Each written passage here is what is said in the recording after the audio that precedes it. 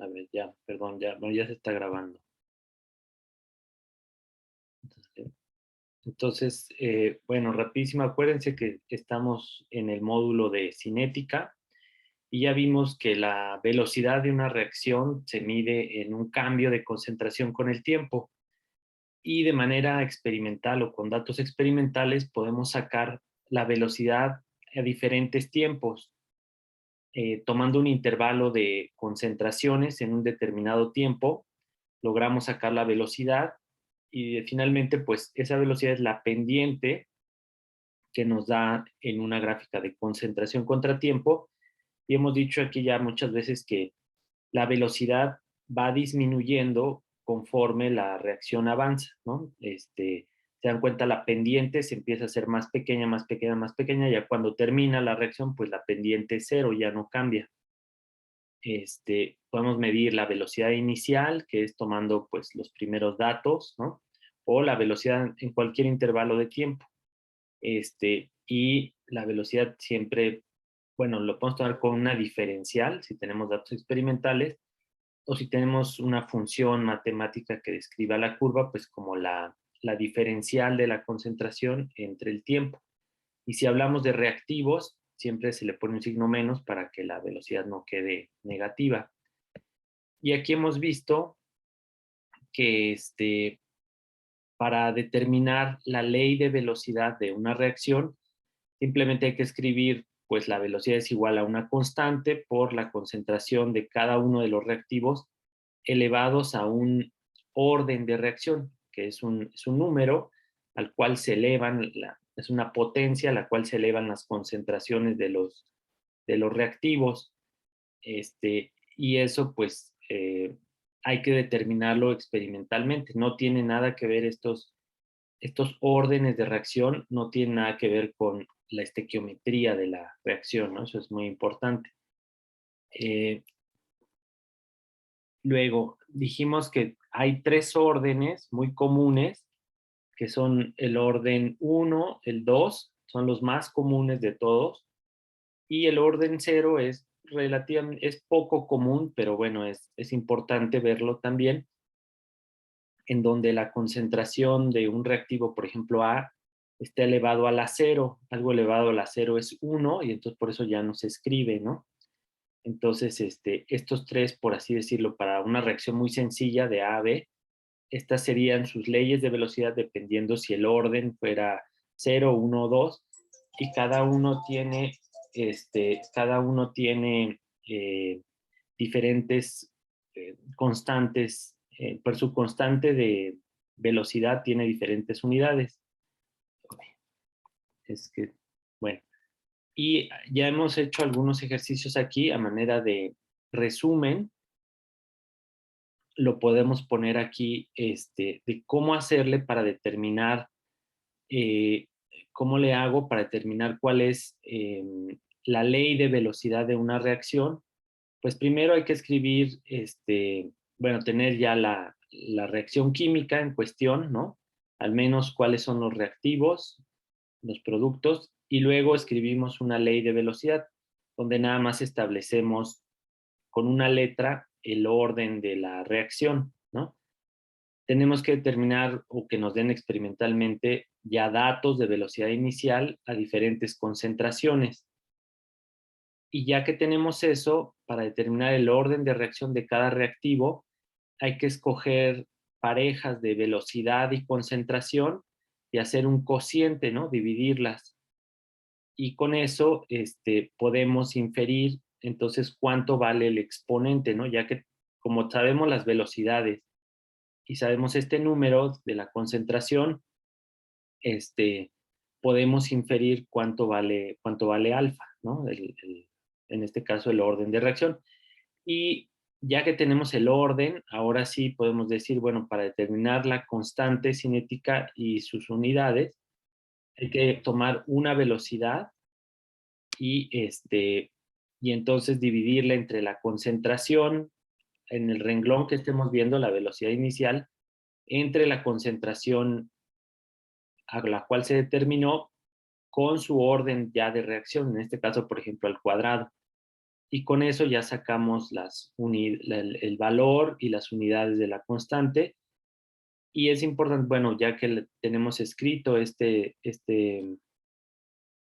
ley de velocidad con el valor de K y sus unidades, podemos escoger cualquier concentración inicial, por ejemplo, punto 1, y al elevarlo al cuadrado y multiplicarlo por debería darnos un número muy cercano a la velocidad inicial, ¿no? Que tenemos aquí. Es una forma de comprobarlo nada más.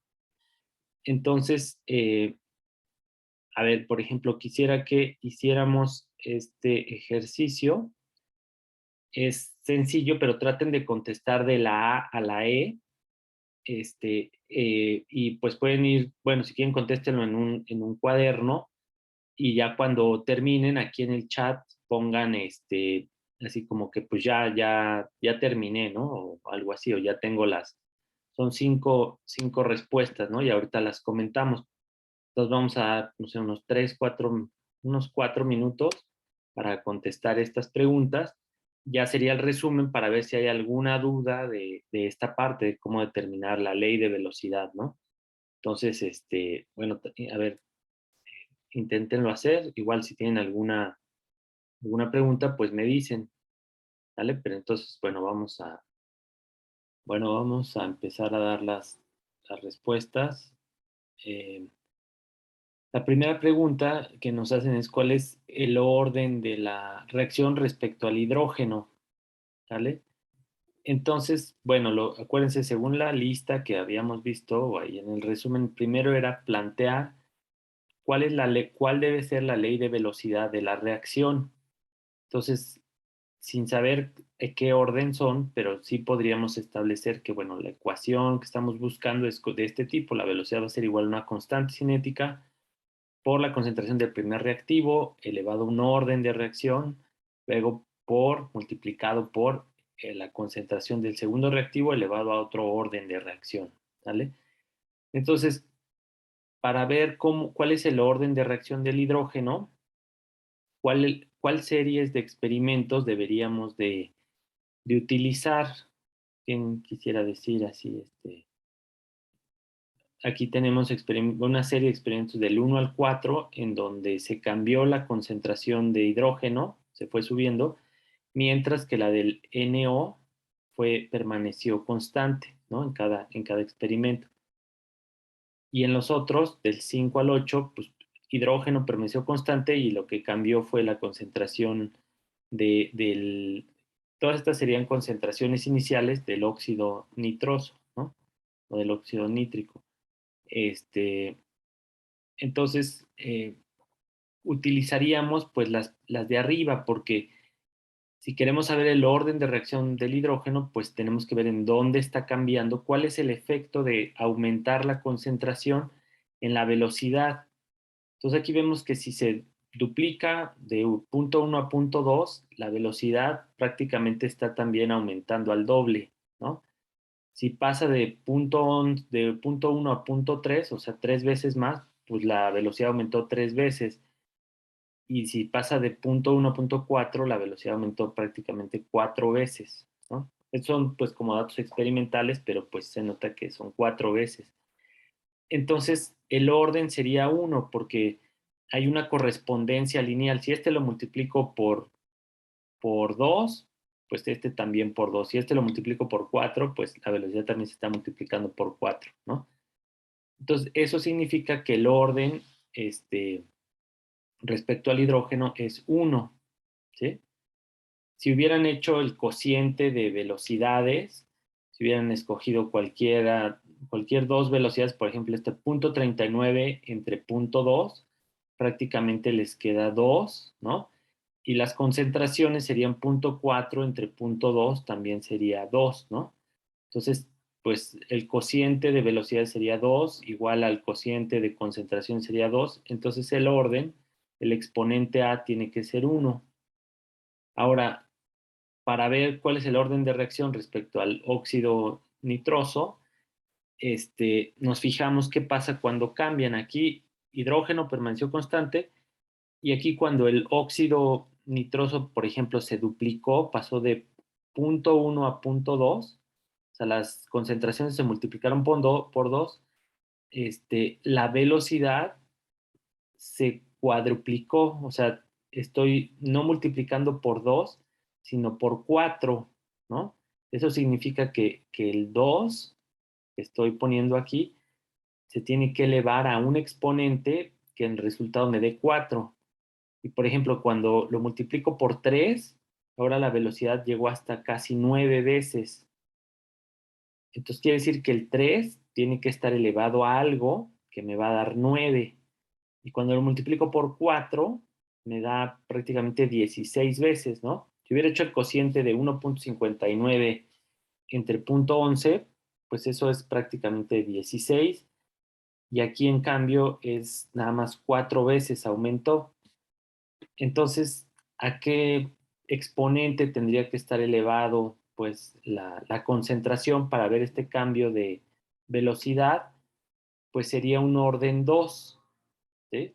O sea, porque yo multiplico por 4, pero 4 al cuadrado me da 16, que es los cambios de velocidad. O si yo multiplico por 3, bueno, ok, aquí lo multiplico por 3, pero aquí es 3 al cuadrado, pues me da 9 veces, ¿va? Y luego el orden global de la reacción, pues ya es la suma de estos dos órdenes, ¿no? Acuérdense que los exponentes se suman, ¿no? Entonces, el orden global sería 3. Y ahora, para sacar el valor de la constante cinética, ya de esta ecuación de acá arriba, ya sé que A vale 1 y B vale 2. Entonces puedo despejar la constante, sería la velocidad entre las concentraciones, la multiplicación de estas concentraciones elevados a sus órdenes de reacción. Entonces, puedo tomar cualquier renglón de estos, cualquier experimento. Aquí, por ejemplo, arbitrariamente se tomó el experimento 2. Entonces sería 2, la velocidad, perdón, punto 2 molar sobre segundo, dividido entre la concentración de hidrógeno, punto 2 molar a la 1, por punto 1 elevado al cuadrado, ¿sí? Entonces, si meto todo eso, al final me queda que la constante es 100 molar a la, ojo, aquí las unidades es molar a la menos 2, segundos a la menos 1, ¿sí? Acuérdense, o pues sí, los segundos, nada más, siempre en las constantes cinéticas, los segundos siempre nada más van a la menos 1. Porque acuérdense, cuando ya lo sustituyo aquí, la velocidad siempre tiene que quedar en molar sobre segundo. Entonces, si de este lado tengo molar y molar cuadrado, acá me queda molar al cubo. Entonces, por eso tengo que dividir entre molar al cuadrado para que al final yo solamente tenga molar sobre segundo, ¿no? Entonces, esta sería la respuesta. Y la última, pues la ley de velocidad de la reacción, ya con los órdenes de reacción, el valor de la constante y sus unidades quedaría de esta forma, ¿vale? ¿Hay alguna duda aquí de esto? ¿No? Bueno, ok, sale. Entonces, ya esta parte, bueno, este es otro ejercicio, pero ya esto lo vamos a dejar de tarea. Este, bueno, aquí, bueno, perdón, a ver, ya me va a saltar esa. Y entonces, ya también a manera de resumen diríamos, bueno, ya vimos que hay 3 órdenes de reacción con 3 diferentes ecuaciones, ¿no? Donde los exponentes pues, nos dicen el orden. Con cada una de estas, pues puedo calcular la velocidad. Si yo le meto una concentración a cualquiera de estas ecuaciones, podría calcular cuál sería la velocidad, es decir, la pendiente sobre estas curvas que se ven aquí o esta línea recta, ¿no? Puede ser que aquí, pues la velocidad solo depende del valor de la constante, que sería la pendiente en este caso. La pendiente siempre es la misma, ¿no? Si es de orden cero. Aquí la pendiente va cambiando y por eso, pues depende de la concentración o aquí al cuadrado, ¿no?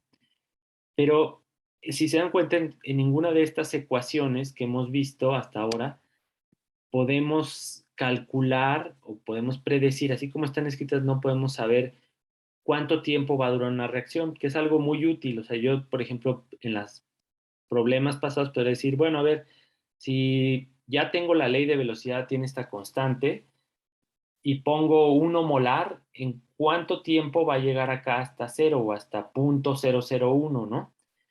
Entonces, nos hacen falta ver otras ecuaciones que involucren el tiempo, ¿sí?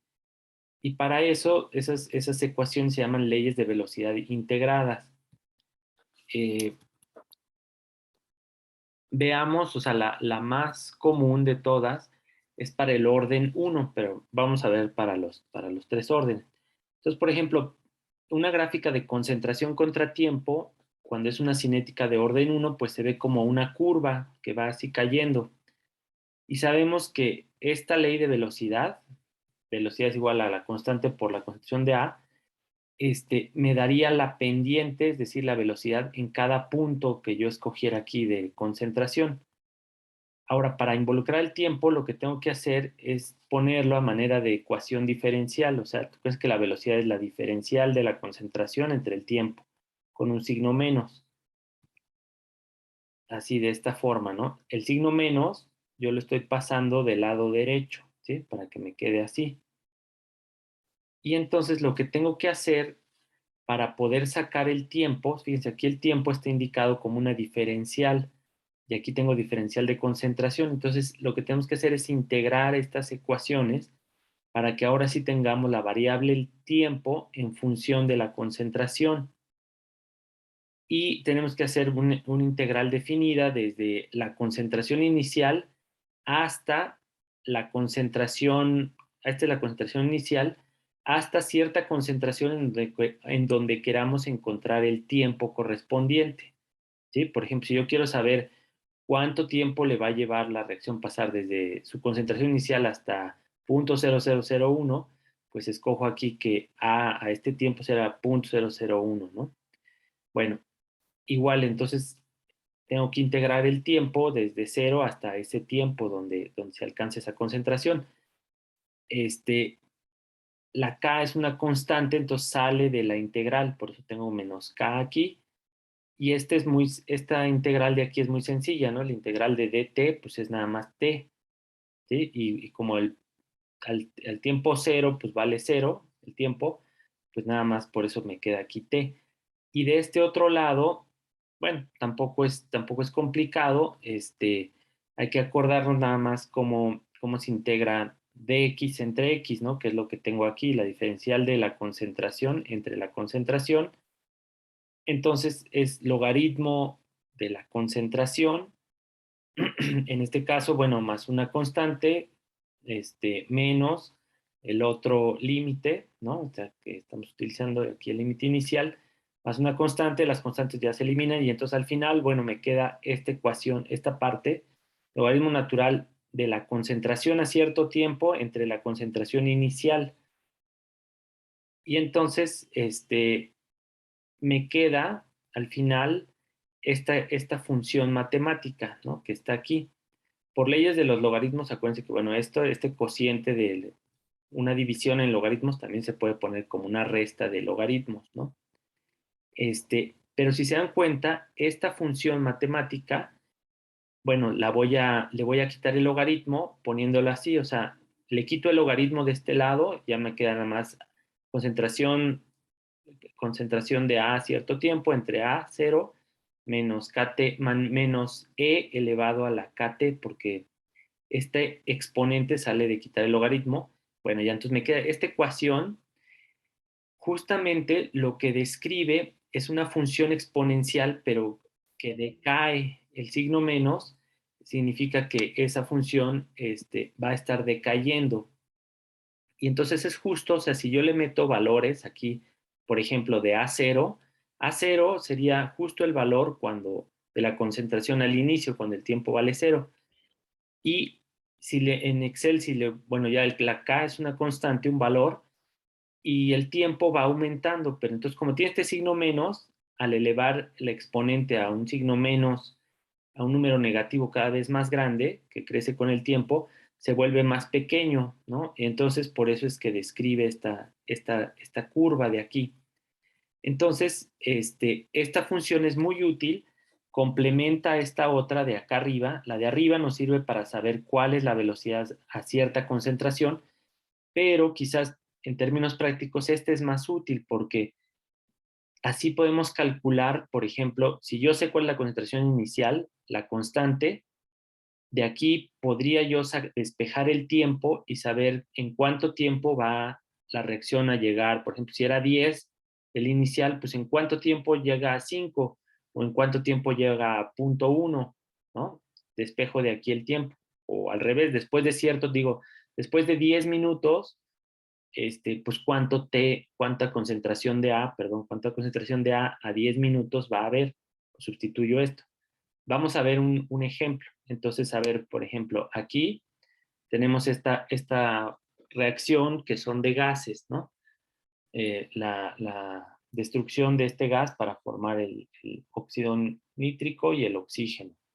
Llegó a esta temperatura, ya nos dan la constante. Esto sí es importante, bueno, ya se tiene que saber la constante, o bueno, bueno,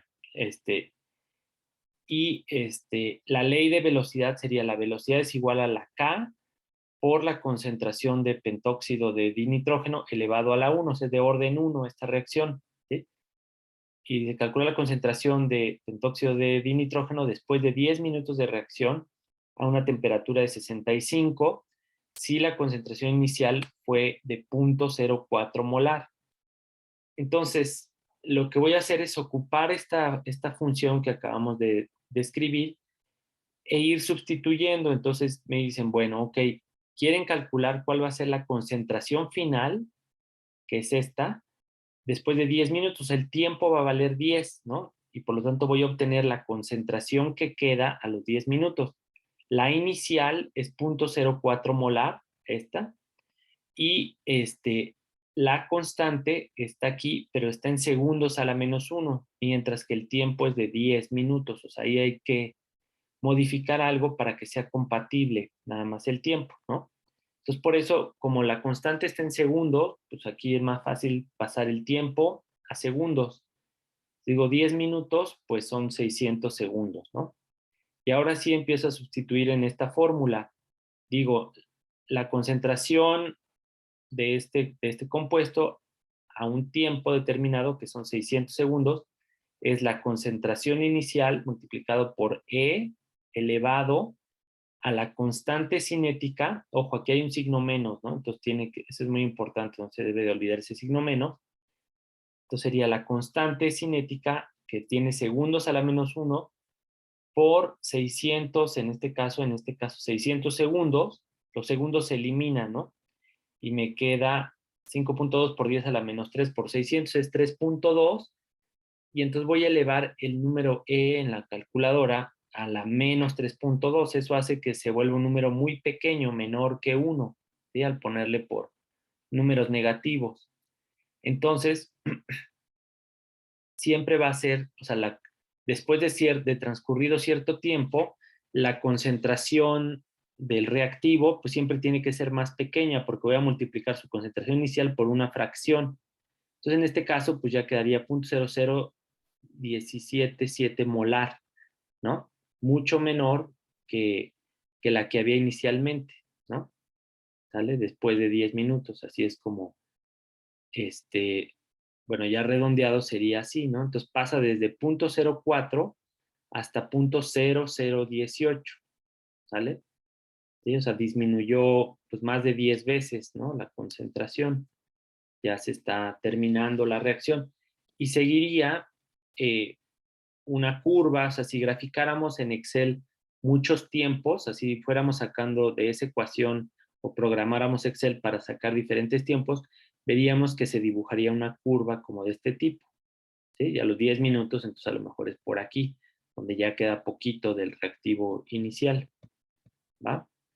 Bueno, eh, si hay alguna duda aquí, pues, bueno, me pueden preguntar.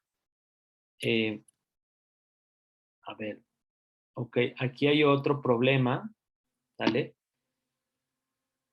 Es muy parecido, bueno, es la misma reacción química, ¿no? con la misma constante cinética, pero ahora fíjense, bueno, lean el enunciado y vean lo que preguntan. Ya no es la concentración después de 10 minutos, sino lo que nos pregunta es decir, bueno, si yo voy a partir de esa misma concentración de 0.04, ¿cuándo, después de cuánto tiempo la reacción va a decaer hasta 0.0004? O sea, 100 veces más, o sea, que se haya consumido el 99% del reactivo, ¿sí? Este es el 1%, ¿sí? de lo que inicié. Entonces, prácticamente la reacción va a seguir y ya queda a cuánto tiempo ya nada más quedaría el 1% de la concentración inicial. Entonces, a ver, traten de hacerlo pues con la ecuación que vimos hace rato, ¿sí? O sea, con esta ecuación que está aquí, ¿vale? Si ya la copiaron, bueno, entonces resuelvan este problema, ¿sí? O sea, utilizando, aquí está la ecuación. Entonces, pongan su respuesta en el chat, por favor.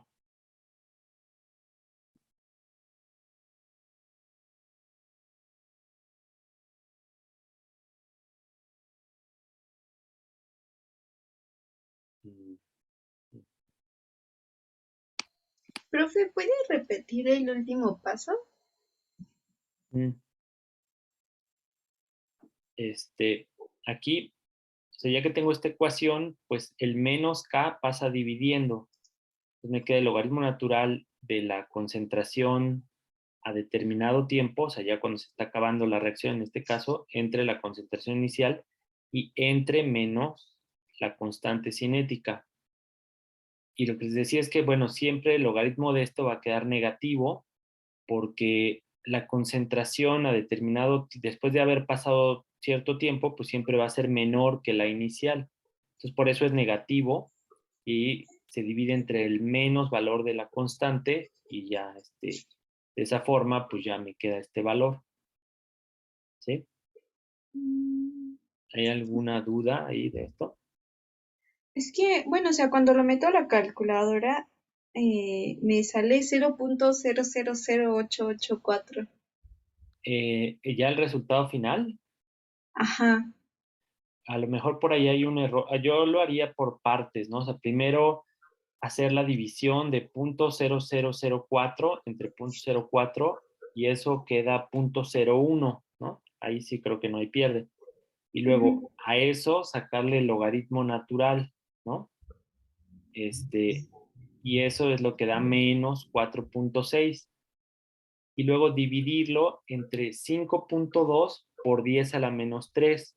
Como este es un valor pequeñito, a lo mejor ahí es donde está el error, que hay que dividirlo entre 5.2, pero por 10 a la menos 3. ¿Sí? Y entonces ya sale de ahí el 886. ¿Sí? Mm. Sí, profe, gracias. Ok, sale. Bueno,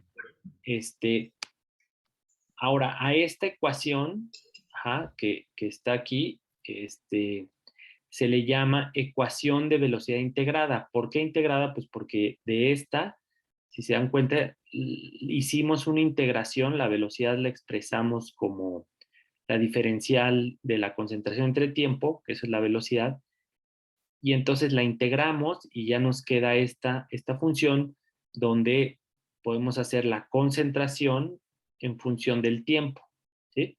Entonces, dependiendo de qué es lo que necesitemos, podemos utilizar cualquiera de las dos ecuaciones.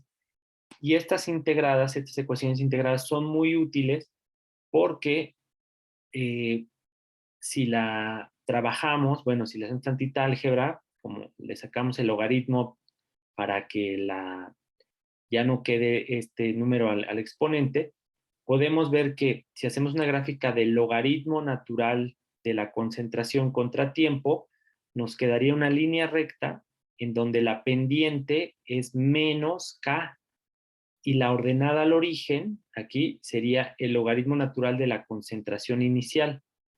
Este probablemente, bueno, es la función matemática que utilizaron en la clase de laboratorio, ¿no? Fue para una ecuación de primer orden. Es muy común también utilizar estas ecuaciones integradas y graficar para ver si caen sobre una línea recta o no, ¿sí? O sea, si tenemos datos de concentración contra tiempo, ¿no? Y se ve una curva, podemos sacarles el logaritmo natural de la concentración y graficarla contra cada uno de sus tiempos.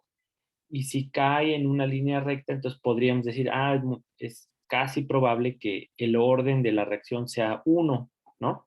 Porque se ajusta a esta función matemática. Pues si lo ponemos en logaritmo natural contra tiempo, pues debe de quedar una línea recta con pendiente menos k, ¿sí?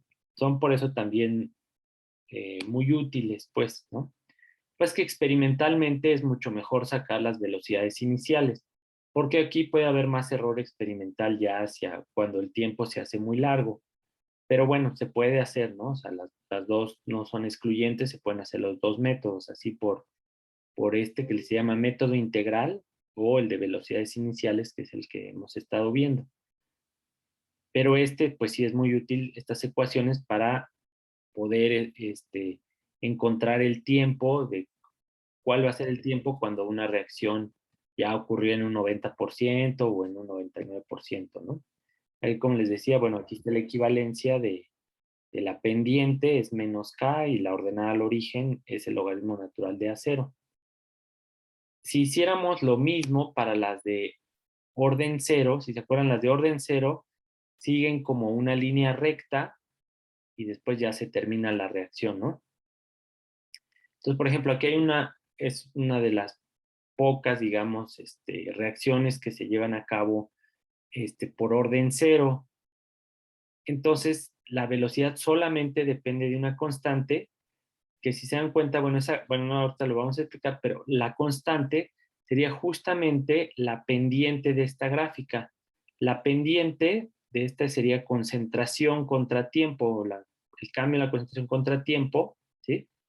Y eso de ahí, si se dan cuenta, es justamente una pendiente, o sea, hacer el cambio en Y contra el cambio en X es una pendiente y justamente tomará el mismo valor de K.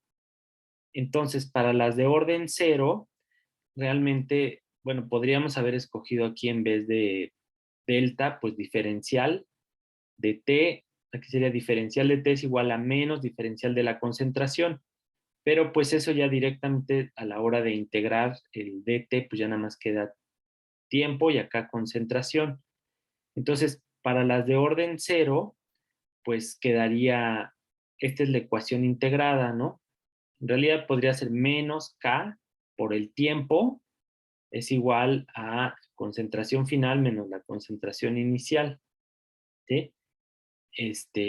Esta de aquí, que está acá del lado izquierdo abajo, sería la ecuación integrada para las de orden cero. Si se dan cuenta, bueno, a un valor de A0, que es la ordenada al origen, nada más le vamos a ir restando el valor de la pendiente multiplicado por t, ¿no? O sea, la pendiente multiplicado por el tiempo, pues nos da la concentración que va a ir quedando. Entonces, esta sería la función para las de orden cero. Y aquí está también la ecuación integrada para las de orden 2, ¿sí? Y aquí, bueno, ya me puse cómo se hace la integración, pero bueno, en los libros viene, también es muy sencilla, como a partir de esta, la integral de algo al cuadrado, pues queda así, ¿no? Como 1 entre a.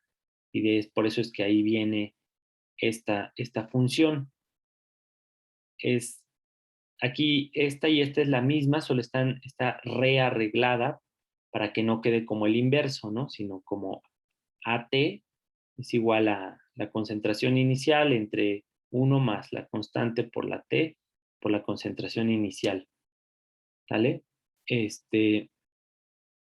Entonces, tiene la ventaja por este método pues, integrado es que se pueden hacer gráficamente con datos experimentales, graficar cómo se ve la concentración contra el tiempo, ¿no? Y bueno, si ya de entrada se ve que la concentración contra el tiempo es una línea recta, pues ya sabemos que son reacciones de orden cero. Pero si son curvas como estas, es muy difícil diferenciar entre una y otra. Se podría pasar entonces a graficar el logaritmo natural de la concentración o bien el inverso de la concentración y ver cuál de las dos se ajusta a una línea recta, los datos experimentales. ¿Sí? Este sería por otro método, por el método integral. Se usa mucho, sobre todo porque la pendiente ya directamente nos da el valor de la constante. ¿Sí? Y entonces, pues se usa sobre todo para determinar los valores de la constante. Y bueno, este sería el método integral. ¿Sí? Y con estas ecuaciones, de orden 0, orden 1, esta o esta, ¿no? O las de orden 2, pues se puede resolver problemas en donde nos pidan encontrar el tiempo o encontrar la concentración después de cierto tiempo, ¿no? Pero para todo ello ya debemos de saber qué orden es la reacción, ¿no? Eh, bueno, eh, a ver, aquí veamos estas preguntas, nada más así para ver si más o menos de algunas cosas de lo que se han dicho, sería que pusieran aquí en el chat, ojalá puedan participar más personas. A ver, la respuesta uno dice, o sea, tenemos la gráfica A y la gráfica B, ¿no? Entonces, ¿cuál gráfica corresponde a una cinética de orden 2? Entonces, ¿quién pueden contestar ahí en el chat? De acuerdo a estas gráficas, ¿cuál sería la de orden 2? Pues sí, es la B, ¿no? Porque se está graficando el inverso, 1 entre la concentración contra el tiempo y está dando una línea recta, ¿sí? Igual podría estar aquí 1 entre A, pero si viéramos una curva, pues entonces diríamos, bueno, sí está la gráfica, pero no da una línea recta, entonces no es una cinética de orden 2, sino da una línea recta, ¿sí? O sea, aquí si tuviéramos una de primer orden, graficada de esta forma, quedaría como una curva, pues, ¿no? Así como una exponencial. Bueno, luego la segunda pregunta, dice en la gráfica A, si cada recta representa una reacción distinta, ¿cuál tiene una concentración inicial mayor? Está la reacción 1 y la reacción 2.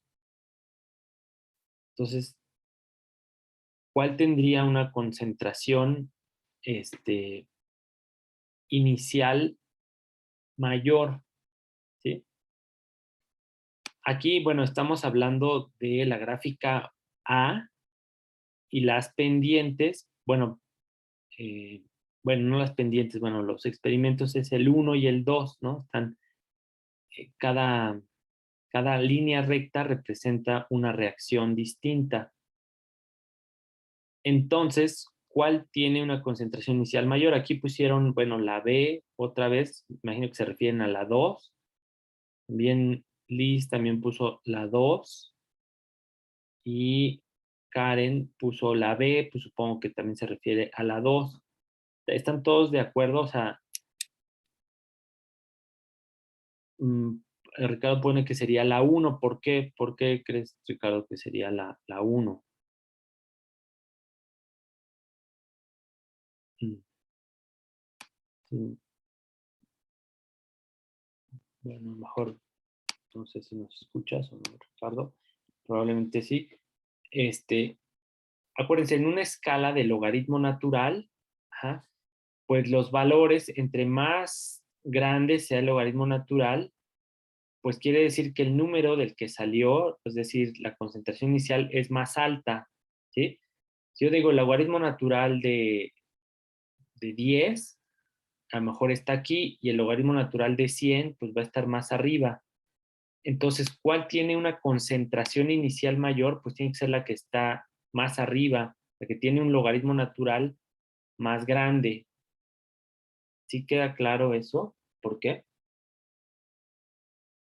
Acuérdense, aunque es una gráfica logarítmica, pues entre más grande sea el logaritmo, pues quiere decir que viene de un número más grande, o sea, la concentración inicial Aquí tenía que ser más grande que esta, ¿sí? Entonces la respuesta sería, en el caso de la 2, sería la recta número 1, tendría una concentración inicial mayor, ¿sí? Luego, la pregunta 3 dice, en la gráfica A, ¿qué reacción tiene una constante cinética más grande? A ver quién contesta en ese, o sea, la pregunta 3.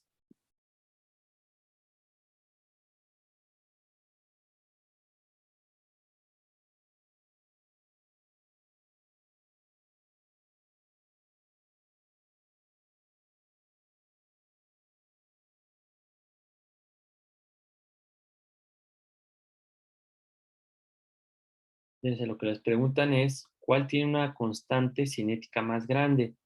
Aquí recuerden, la constante cinética, hemos dicho para este tipo de gráficas, es la pendiente, ¿sí? La pendiente, si yo grafico logaritmo natural de la concentración contra el tiempo, la pendiente es la constante cinética con signo negativo. Entonces la respuesta correcta sería la 1, ¿sí?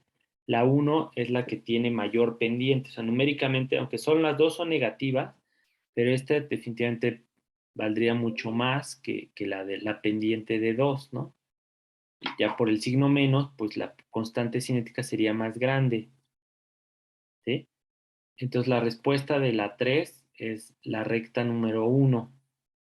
Luego en la gráfica B, dice, cada recta representa una reacción distinta. ¿Cuál tiene una concentración inicial mayor? Entonces, para la pregunta 4, que habla de esta gráfica, la recta 1 o la recta 2 tendría una concentración más grande. Aquí han puesto dos respuestas que dicen la recta número 2. Sí, porque es una fracción. Mientras más chiquita la fracción, sale una concentración inicial grande cuando se Ajá, invierte. exactamente, sí. Aquí es justo al revés de la otra. Pues sí, bueno, ya lo explicó Ricardo.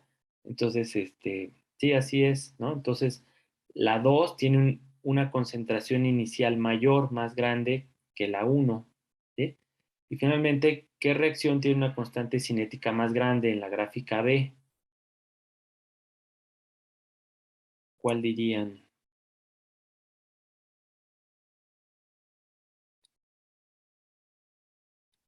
que tiene la... Igual aquí recuerden, bueno, aquí está la clave, o sea, la slope es, en inglés es pendiente. Entonces, la pendiente de estas rectas es igual a la constante cinética para una ecuación, para una cinética de segundo orden, ¿no? Siempre aplica eso siempre y cuando sea una línea recta. Entonces, pues sí, la uno tiene una pendiente más grande, ¿no? ¿Vale? ¿Sí? Entonces sí, sería la uno, o sea, para la pregunta 5, este tiene una constante cinética más grande, ¿no? ¿Sí? ¿Vale? Bueno, ok, va. Bueno. Eh, Hasta aquí, bueno, la próxima clase vamos a ver más ejercicios de esto y voy a dejar una serie para que los vayan contestando. Y vamos a ver otro tema. O sea, algo que me han preguntado, o sea, lo vamos a ver, aunque esto ya no es parte del, bueno, no está en el temario, pero creo que sí es importante verlo. Nada más esto es como, pues como de cultura, pues química, es que muchas veces, por ejemplo, hasta ahora hemos visto que tenemos una reacción química, ¿no? Por ejemplo, ya está balanceada, tenemos monóxido de carbono más dióxido de nitrógeno, nos da estos dos productos. Eh, y resulta que nosotros, cuando se hacen experimentos, resulta que la ley de velocidad me queda como este tipo, ¿no? Donde el óxido nitroso, bueno, perdón, el dióxido de nitrógeno tiene un orden de reacción 2 y el monóxido 0. Y la ley de velocidad, entonces como algo a la 0 es 1, pues ya la ley de velocidad queda así. Entonces sí, y como mucho de esto, pues hay muchas otras reacciones que también tienen una ley de velocidad que, como les decía, no tiene nada que ver con la estequiometría, Y a veces, pues uno diría, bueno, eso significa que si yo le cambio la concentración de monóxido de carbono, si le pongo mucho o le pongo poquito, la velocidad no va a cambiar en nada, ¿sí? La velocidad va a ser solamente dependiente de la concentración de este reactivo y no de este otro. Y uno podría decir, bueno, ¿y por qué, no? O sea, como que no es muy lógico. ¿Por qué si es un reactivo, por qué no importa que yo le ponga un montón, yo le puedo poner un montonal de monóxido de carbono y de todas formas la velocidad va a ser siguiendo la misma que si le hubiera puesto súper poquito? Entonces vamos a ver, bueno, ¿por qué? O sea, la ley de velocidad nos sirve, o lo que está aquí nos sirve para buscar y explorar, decir, bueno, debe haber algo que logre explicar esto. Y lo que sucede es que esta reacción en realidad ocurre en dos pasos. La primera etapa, cuando empiezan a reaccionar, cuando empieza esta reacción, es que en realidad el dióxido de nitrógeno reacciona entre él mismo, o sea, dos moléculas, para formar el NO3 y el NO, ¿sí? Y esta reacción, después, el producto de esta primera etapa de la reacción es el que reacciona con el monóxido de carbono para formar NO2 otra vez, o sea, se regenera el NO2 y se forma el CO2. Entonces, si dan cuenta, aquí yo podría decir, bueno, esta es la primera reacción y esta es la segunda. En este caso, el que es producto de la primera reacción es un reactivo de la segunda. Entonces, puedo sumar, si se acuerdan, así como en la ley de Hess, yo puedo sumar estas reacciones y entonces lo que sucede es que estos dos se eliminan. Este compuesto que está aquí es un intermediario en el proceso. En la reacción estequiométrica, pues no se escribe porque al final no va a quedar nada de él.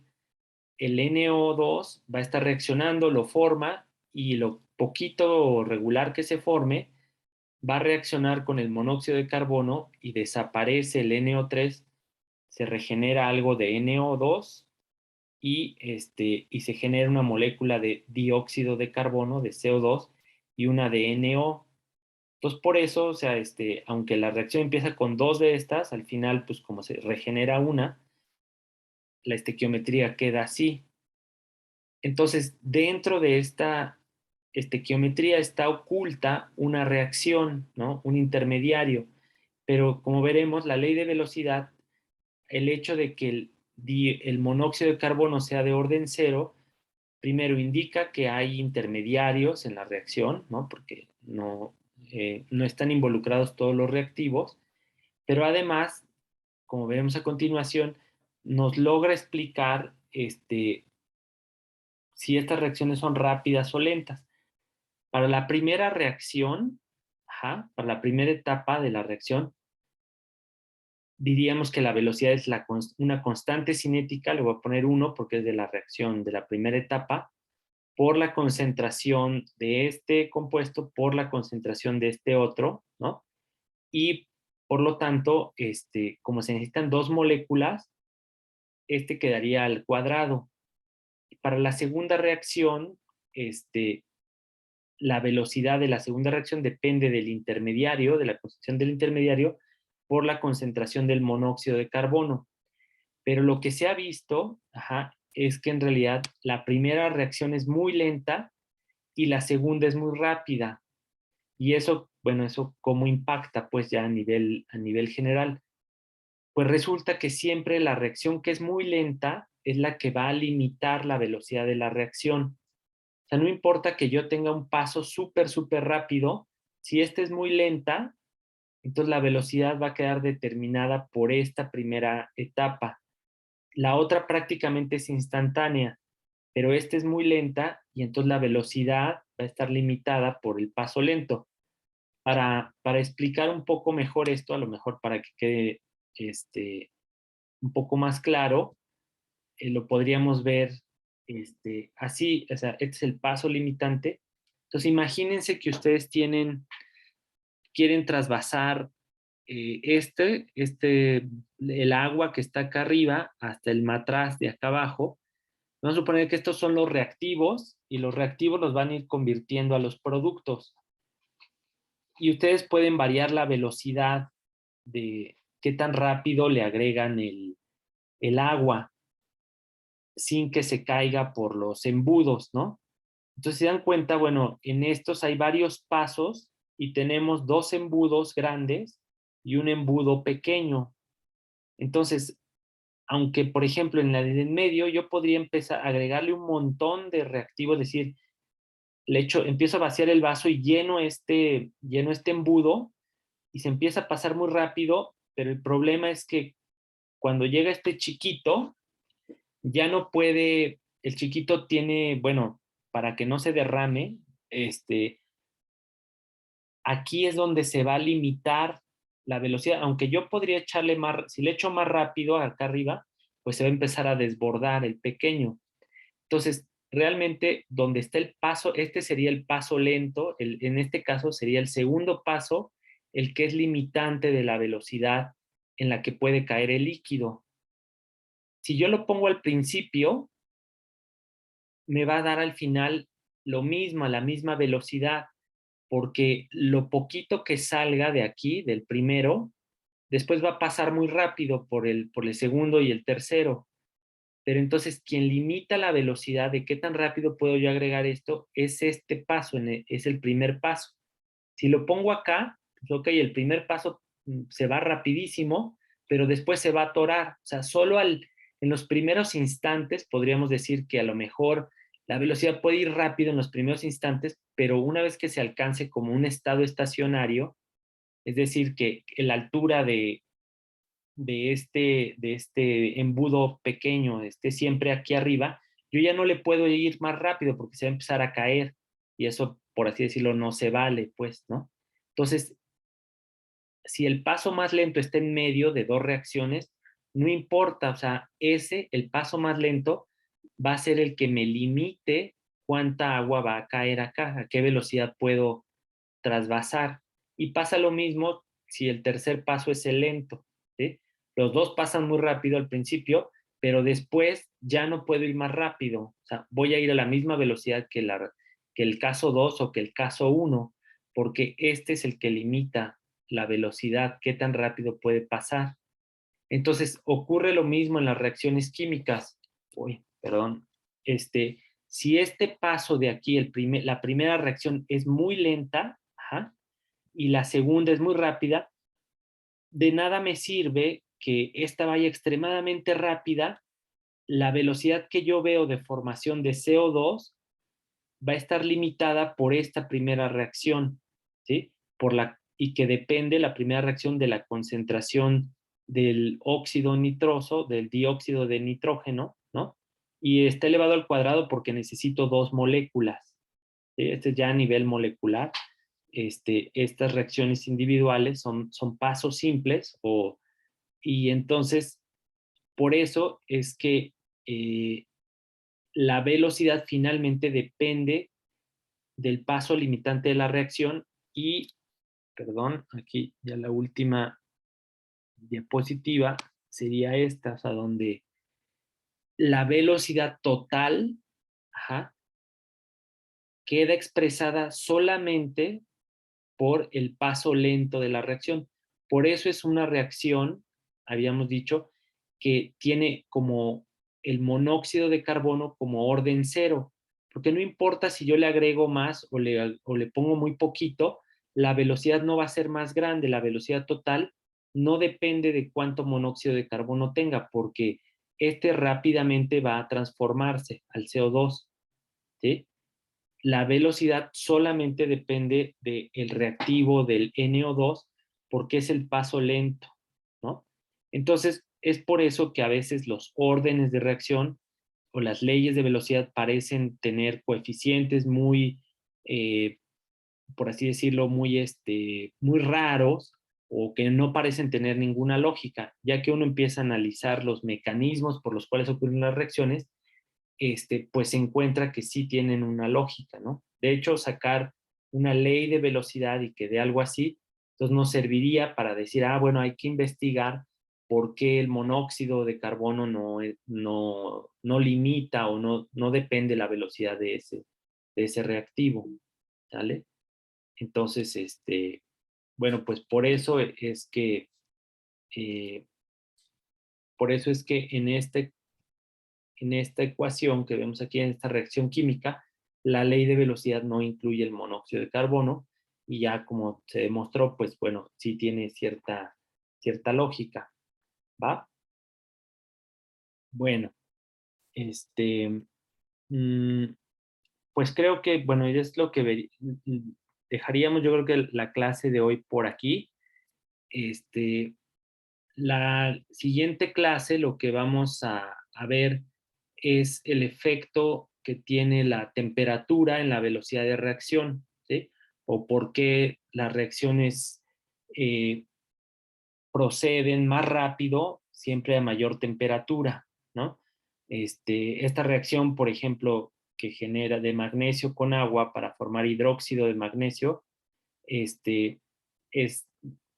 a temperatura ambiente, pues no procede rápidamente, pero si la calentamos, se empieza a generar el hidróxido de magnesio que con fenolftaleína da este color rosa, ¿no?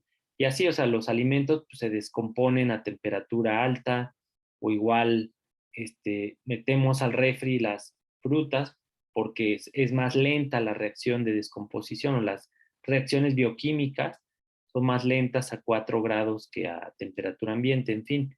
Entonces, bueno, eso es lo que vamos a ver, o sea, si alguien quiere leer antes de la clase, bueno, puede hacerlo. En los libros de química general viene esta información, ¿no? Y los temas que vamos a ver. Eh, y ya el siguiente miércoles veríamos una cosa que se llama catálisis, catálisis química, o de cómo acelerar las reacciones, ¿no? Que no sea por subir la temperatura. Pero bueno, eso ya lo veremos más adelante. Entonces, pues ya con esto terminaríamos por el día de hoy. Ya nada más recordarles a los que llegaron un poquito más tarde, que ya pueden ver su calificación del examen de la unidad 2, pero hay una pregunta que está mal contestada. Había 2 respuestas posibles, y entonces bueno, se va a ver una pequeña corrección, ¿no? Hay una pregunta que es probable que la tengan bien, ya se los haré saber, pues. Eh, es difícil que veamos qué son los inhibidores, pero bueno, algo sí podremos ver de qué son los inhibidores en la catálisis, ¿no? Sobre todo, lo veremos yo creo que muy, muy, muy rápido. Eh, y pues ya eso es todo. Me llegó un correo. Alguna vez alguien me preguntó que si iba a haber cursos intersemestrales. Ya la respuesta oficial es que no va a haber cursos intersemestrales. Este semestre se va a terminar en línea. Y del otro, pues no, así como bueno, ahora sí que ya digo toda la vida, pero bueno, todo el tiempo, pues no hay nada seguro, ¿no? Desafortunadamente. Entonces, bueno, pues bueno, pues no sé si hay alguna